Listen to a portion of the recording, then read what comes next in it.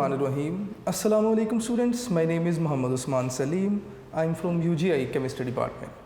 Students, second year chemistry chapter 12 और हमने base catalyse reaction start किए थे और मैंने आपसे कहा था कि टोटल 6 बेस कैटालाइज रिएक्शन है और आज हम उसी जो सिलसिले में आज का जो हमारा रिएक्शन होगा that will be aldol condensation. Students, इस टॉपिक के ऊपर 2 से 3 दफ़ा वेरी इंपॉर्टेंट ज़रूर लिखिएगा, क्योंकि अगर आप पास पेपर भी देखेंगे तो तकरीबन हर साल इस टॉपिक से जो है वो ये टॉपिक एज क्वेश्चन आ रहा है। ठीक है, तो आप इसे ज़रूर प्रिपेयर कीजिएगा, साथ ही साथ ज़रूर समझने की कोशिश कीजिएगा। तो हम अपना टॉपिक स्टार्ट करते हैं। हमारा टॉपिक है आज का अल्डोल कंडेंसेशन। अब अल्डोल कंडेंसेशन से पहले हमें थोड़ा सा आइडिया होना चाहिए कंडेंसेशन रिएक्शन का। स्टूडेंट्स, कंडेंसेशन रिएक्शन में वो आपसे बताते हैं कि ऐसे reaction the reaction in which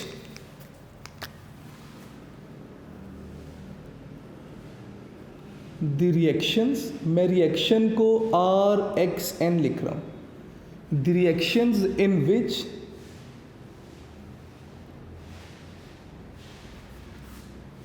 two same or different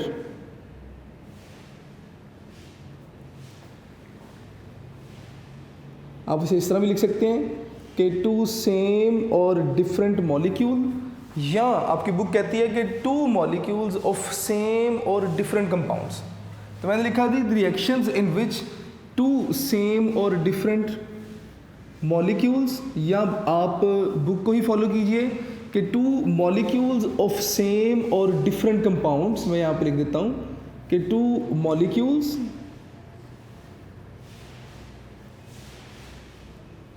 of same, ले जी मैं यहाँ पे लिख देता हूँ ऑफ सेम और डिफरेंट कंपाउंड्स। ले जी, combine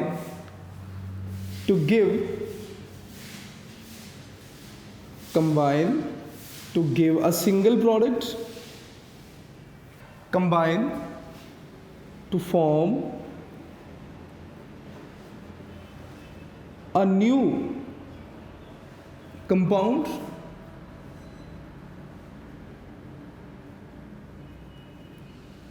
with or without elimination,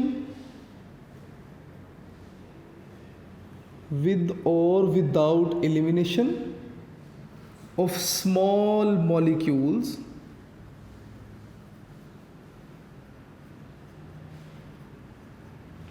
like water और NH3 जिसे आप अमोनिया कहते हैं, called condensation reaction, called condensation reaction. ज़रा डेफिनेशन पे गौर कीजिएगा।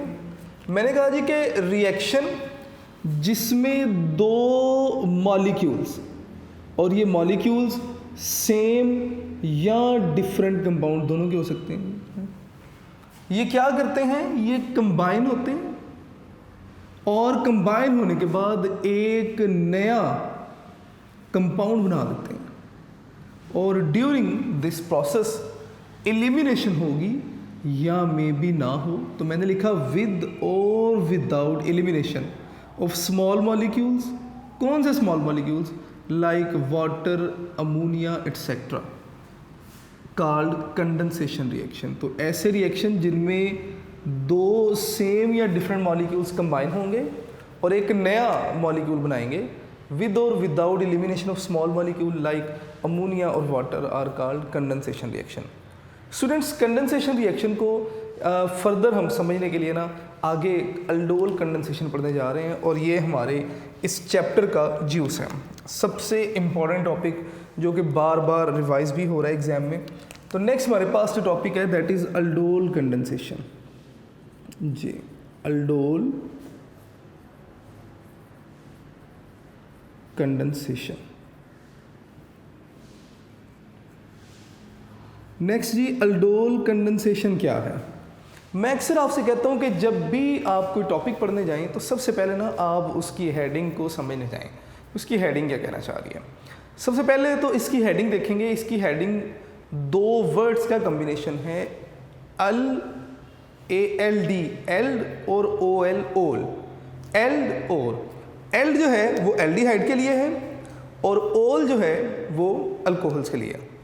तो इसका मतलब ये कुछ ऐसे कंपाउंड्स होंगे जिनमें एल्डिहाइड और अल्कोहल दोनों फंक्शनल ग्रुप पाए जाएंगे। तो इसका मतलब एक और बात याद रखिएगा कि ये जो नाम अल्डोल है ना, ये रिएक्टेंट के लिहाज से नहीं है, ये प्रोडक्ट के लिहाज से है। आपके पास जो प्रोडक्ट बनेगी वो अल्डोल होगी।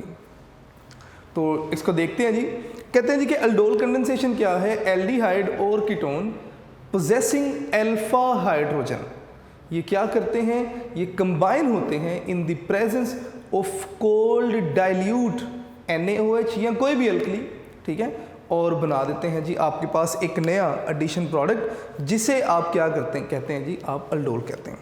तो मैं यहाँ पर लिखूंगा जी कि एल्डिहाइड और कीटोन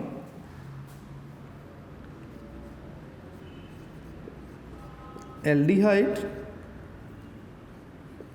और ketones possessing alpha hydrogen atom, यानी कि ऐसे एल्डिहाइड या कीटोन जिनके पास अल्फा हाइड्रोजन एटम है, ये क्या करते हैं? रिएक्ट इन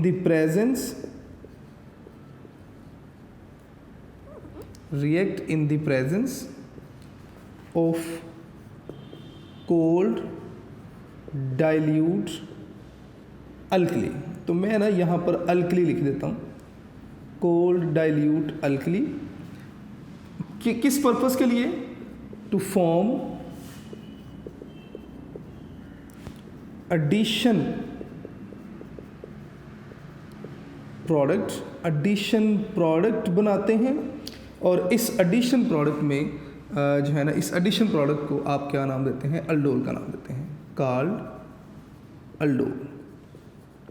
इस एडिशन प्रोडक्ट को हम अल्डोल का नाम देते हैं। स्टूडेंट्स ज़रा बात पे गौर कीजिएगा।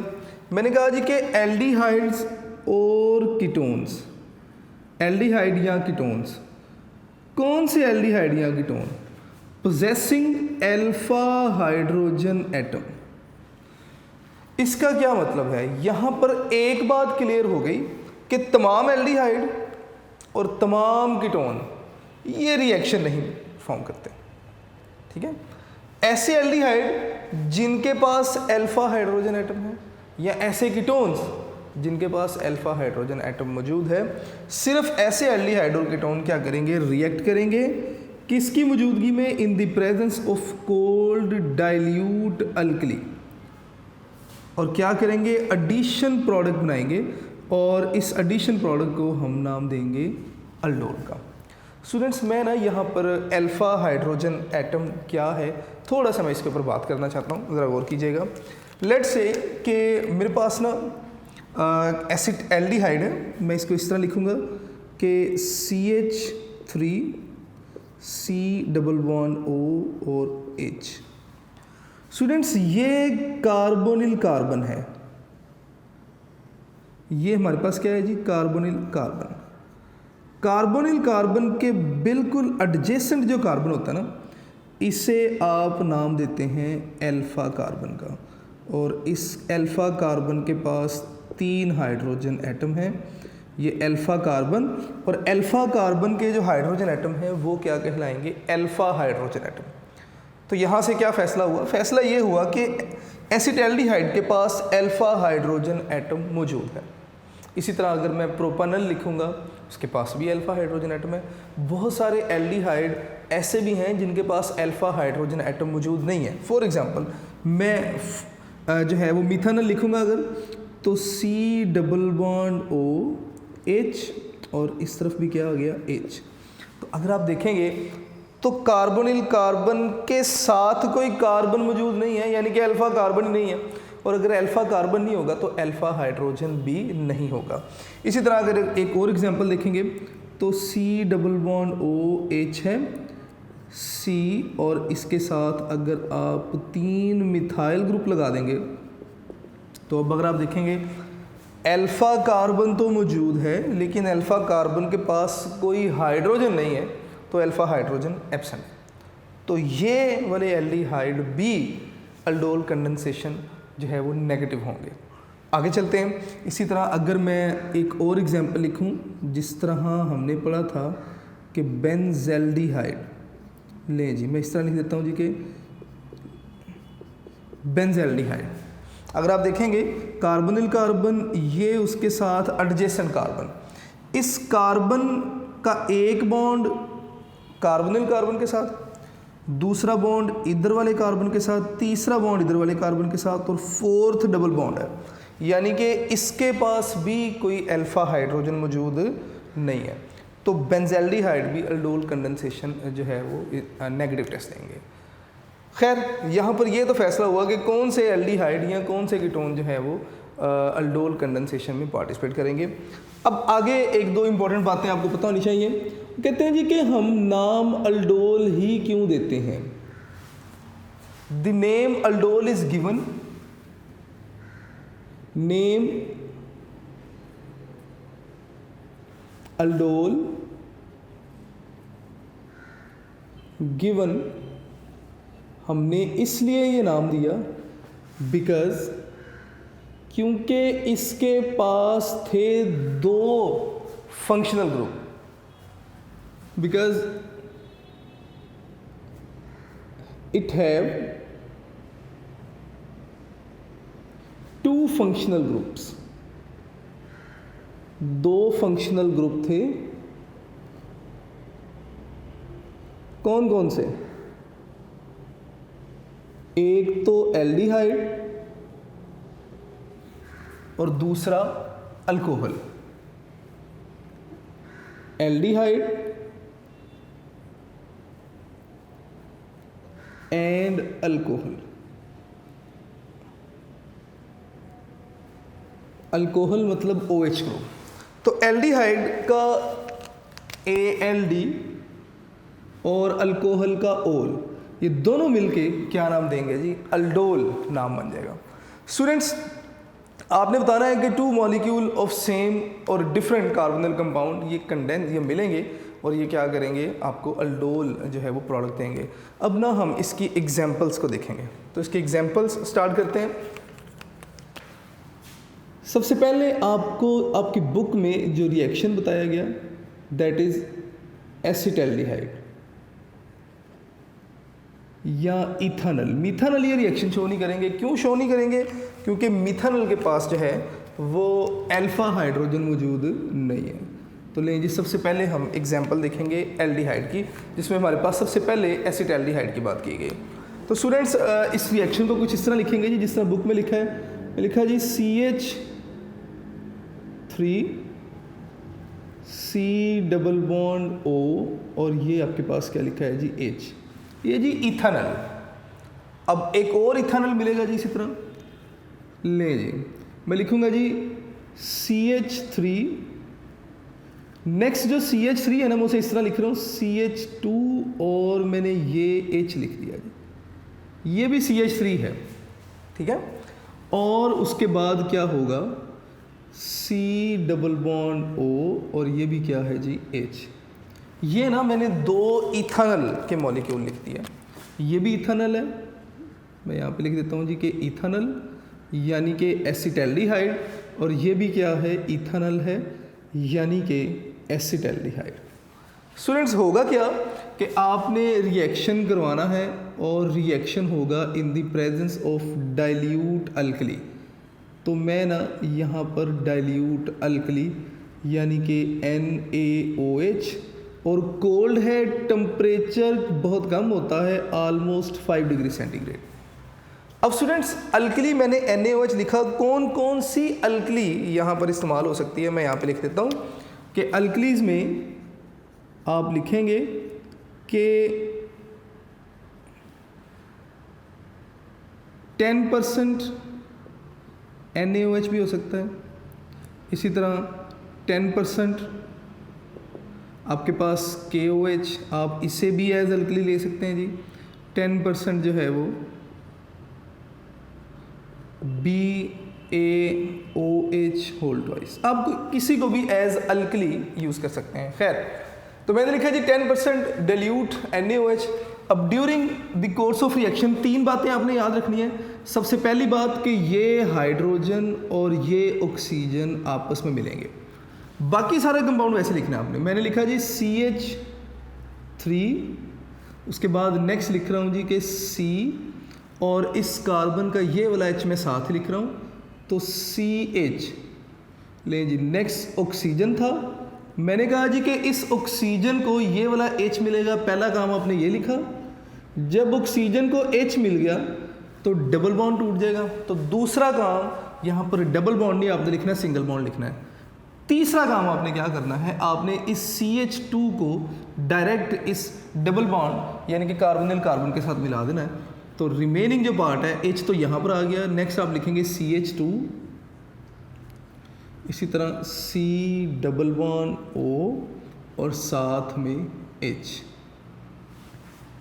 स्टूडेंट्स, ये जो प्रोडक्ट आपके पास बनी इसे हम नाम देते हैं जी अल्डोल का।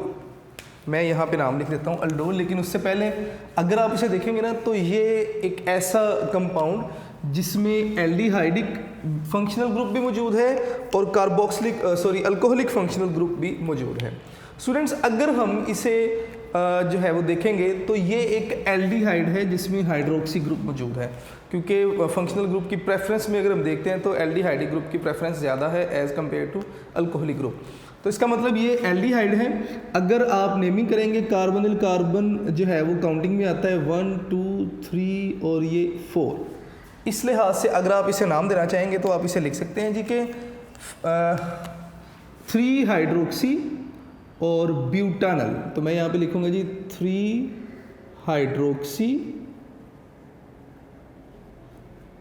हाइड्रोक्सी और साथ में ब्यूटानल ले जी। इस तरह भी लिख सकते हैं, या आप इसे ये भी लिख सकते हैं कि इट इज़ एन अल्डोल। तो मैं ना इसे यहाँ पर लिख देता हूँ कि ये क्या है, अल्डोल है ले जी। इसी तरह बेटे नेक्स्ट एग्जांपल आपको प्रोपेनल्डिहाइड की या प्रोपेनल की। तो नेक्स्ट एग्जांपल हम लिखते हैं जी प्रोपेनल। एग्जांपल नंबर 2 जो हमारी टेक्स्ट बुक में है दैट इज प्रोपेनल। तो रिएक्शन देखेंगे जी ज़रा। प्रोपेनल क्या है हमारे पास, CH3 CH2 इसी तरह C डबल बॉन्ड O और ये H, 3 कार्बन की एल्डिहाइड जिसे आप प्रोपेनल का नाम देते हैं। स्टूडेंट्स, 2 इसी तरह के मॉलिक्यूल लेने हैं आपने। तो मैं लिखूंगा जी कि C डबल बॉन्ड O और H, पहला कार्बन लिख दिया। ये अल्फा कार्बन लिख रहा हूँ जी मैं, CH। अल्फा कार्बन से हाइड्रोजन ने जाना है तो मैंने हाइड्रोजन को सेपरेट लिख दिया। और उसके बाद ये नेक्स्ट मैंने लिखा CH3। अगर आप देखेंगे 1 2 3 ये भी 3 कार्बन का एल्डिहाइड है जिसे आप प्रोपेनल का नाम देंगे। अब यहाँ पर क्या होना है, आपने वही सेम रिएक्शन यहाँ पर रिपीट करना है। आपने रिएक्शन करवाना है in the presence of dilute. Reaction होगा जी in the presence of dilute alkali NaOH at 5 degree centigrade. Students, same आपने प्रोसेस रिपीट करवाना है कि 3 वही काम कि पहले नंबर पर ये हाइड्रोजन और ये ऑक्सीजन मिलेंगे, बाकी सारा कंपाउंड वैसे रहेगा। तो मैंने लिखा जी CH3 CH2, उसके बाद C लिखा। इस ऑक्सीजन के साथ ये हाइड्रोजन आप मिला देंगे तो ये बन जाएगा जी OH। इस कार्बन के पास अपना हाइड्रोजन वैसे ही मौजूद है तो CH लिखा। उसके बाद ये कार्बन जहाँ से हाइड्रोजन गया डायरेक्ट कार्बोनिल कार्बन से मिलेगा तो मैं लिखूँगा जी CH, और उसके बाद क्या होगा C डबल बॉन्ड O और नेक्स्ट आपके पास H आ जाएगा और इस कार्बन के पास एक मिथाइल ग्रुप मौजूद है। स्टूडेंट्स, अगर आप इसे नाम देना चाहेंगे तो क्या नाम देंगे जी इसे? आप लिखेंगे जी कि नंबरिंग कहाँ से हम शुरू करेंगे, नंबरिंग शुरू होगी इसी तरफ से 1 2 3 4 5। तो क्या नाम लिखेंगे जी आप इसका? तीसरे नंबर पर हाइड्रोक्सी ग्रुप और दूसरे नंबर पर मिथाइल। देखें दो आपके पास ना ब्रांचेज आ रही हैं, दोनों में से अल्फ़ाबेटिकली हम देखेंगे जी कौन पहले आता है, तो H पहले आ रहा है, तो मैं लिखूंगा जी 3 हाइड्रोक्सी और इसी तरह से 2 मिथाइल पेंटानल।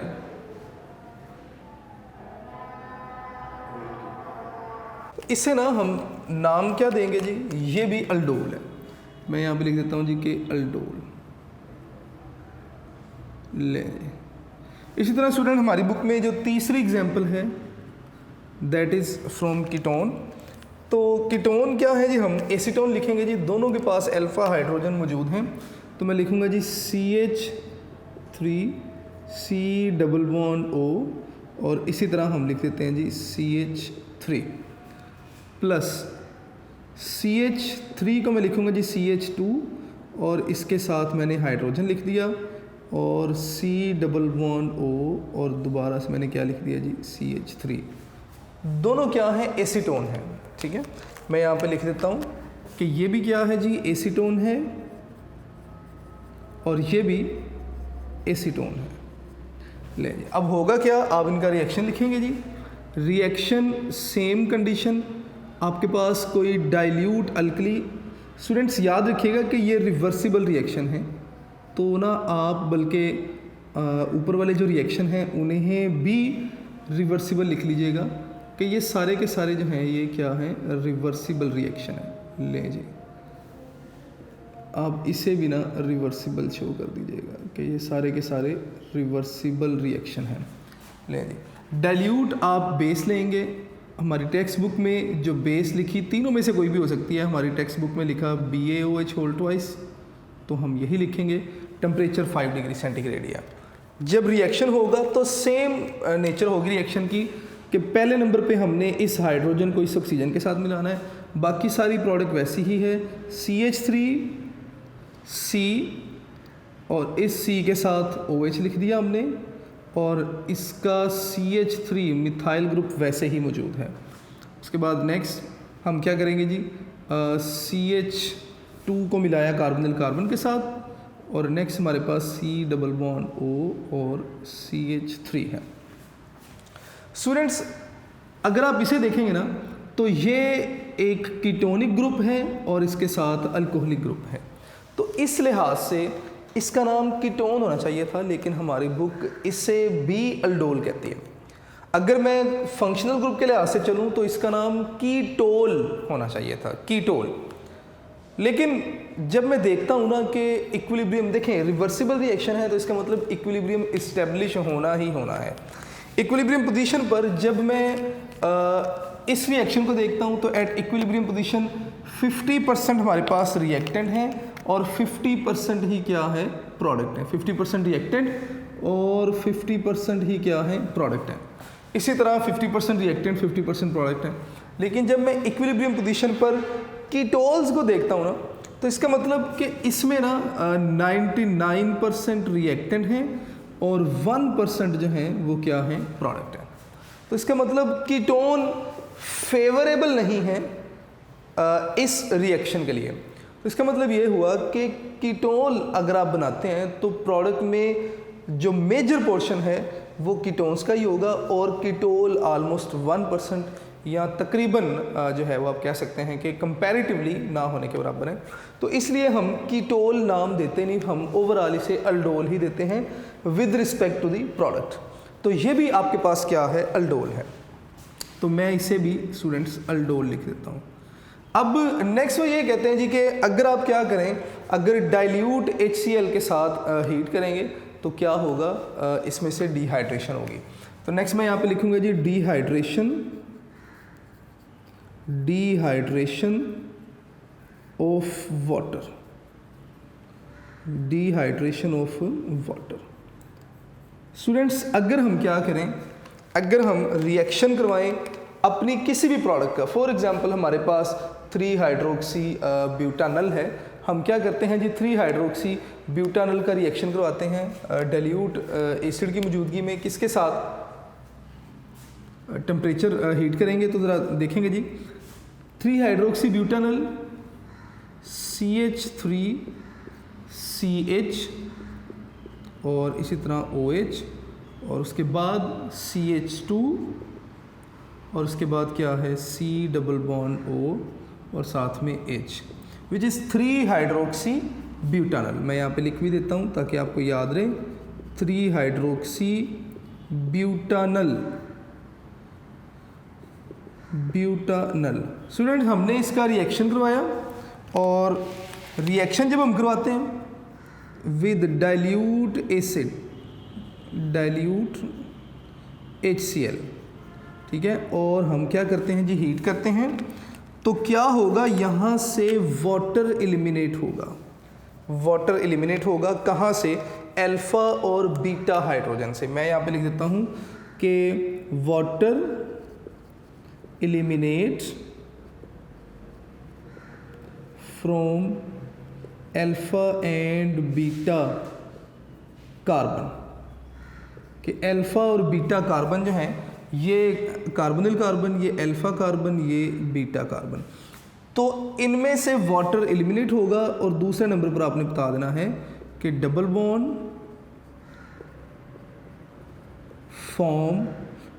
फॉर्म हो जाएगा किसके दरमियान, between alpha and beta carbon, alpha और बीटा कार्बन के दरमियान डबल बॉन्ड बन जाएगा। कैसे, अल्फ़ा कार्बन ये लिखा हुआ है जी CH2, मैं इसे आसानी के लिए इस तरह लिख देता हूँ CH और ये भी CH2 ही है।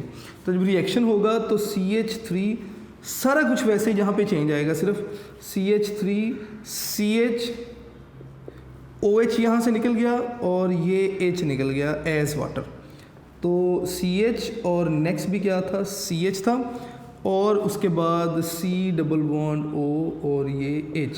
स्टूडेंट्स दोनों कार्बन्स के दरमियान ना डबल बॉन्ड बन जाएगा, ये अल्फ़ा कार्बन था, ये बीटा कार्बन था, दोनों के दरमियान डबल बॉन्ड बन गया।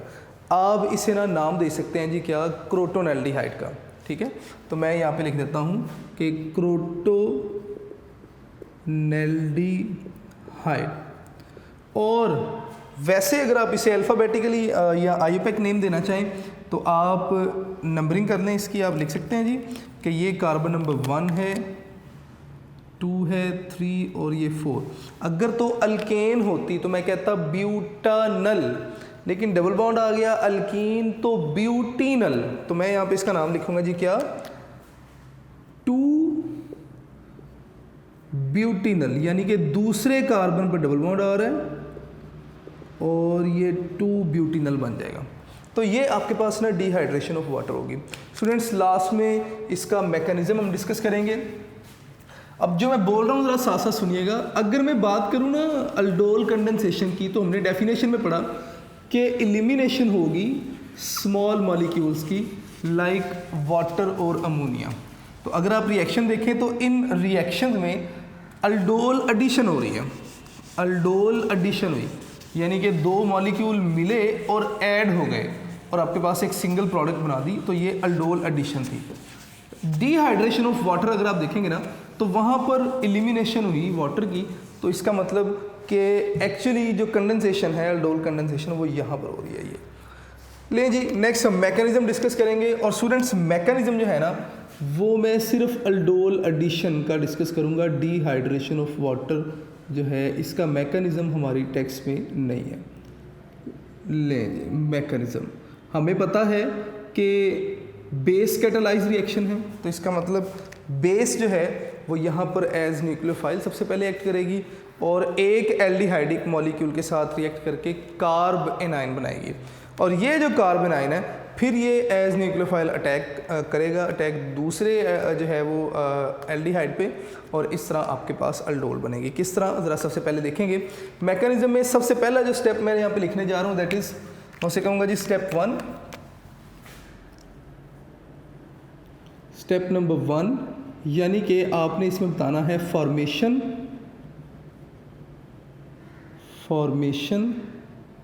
Of carb A9, formation of carb A9, लें जी, इसको डिस्कस कर लेते हैं जी। कैसे स्टूडेंट्स, बेस कैटालाइज रिएक्शन है, एसिटैल्डिहाइड आएगा जी। सबसे पहले मैं लिखता हूँ जी कि CH3 C double bond O और ये आपके पास क्या है जी, H है। और इस CH3 को मैं इस तरह लिख रहा हूँ जी CH2 और ये साथ में H। बेस कैटालाइज रिएक्शन है, तो इसका मतलब बेस का जो OH ग्रुप है वो सबसे पहले अटैक करता है किस पे, इस हाइड्रोजन पे। जब इस हाइड्रोजन पर अटैक होगा तो इसका मतलब ये बॉन्ड ब्रेक होगा और ये दोनों इलेक्ट्रॉन किस पर आ जाएंगे, इस कार्बन पर आ जाएंगे। तो आपके पास जो प्रोडक्ट बनेगी दैट इज़ कार्ब एनाइन। तो मैं यहाँ पे लिख रहा हूँ कि सबसे पहले ये CH2 नेगेटिव हो जाएगा, CH2 नेगेटिव, उसके बाद C डबल बॉन्ड O और ये साथ में H और साथ में H और OH मिलकर क्या बना देंगे, वाटर। H और ये OH वाटर बन गया जी आपके पास। तो फर्स्ट स्टेप ये आपके पास कार्बन आयन बन गया, कार्बन पे नेगेटिव चार्ज है। तो first step is the formation of carbon ion. Second step, ये carbon ion as nucleophile attack करेगा दूसरे एल्डिहाइड पर। तो मैं यहाँ पर लिखूँगा जी कि कार्बन आयन है, बल्कि मैं लिखूँगा सबसे पहले स्टेप 2, ले जी स्टेप नंबर 2। और इस स्टेप में हम क्या करेंगे जी, अटैक